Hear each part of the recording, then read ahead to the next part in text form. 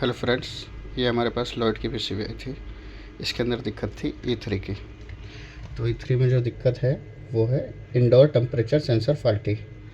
तो जो टेक्नीशियन हमारे पास लेकर आया था उसने इंडोर के सेंसर चेंज करके देख लिए थे, फिर भी उसकी पीसीबी वर्क नहीं कर रही थी।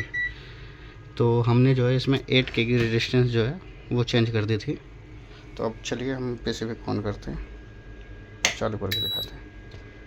ये स्टैंड मोड पे रिले की आवाज़ आ गई होगी आपको। ये 24 पे सेट है। ये अब हमारा कंप्रेसर ऑन हो चुका है।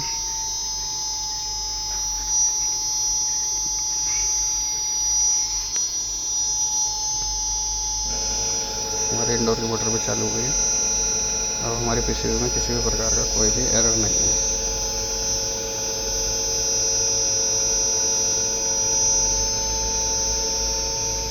चलिए मिलते हैं नेक्स्ट वीडियो में।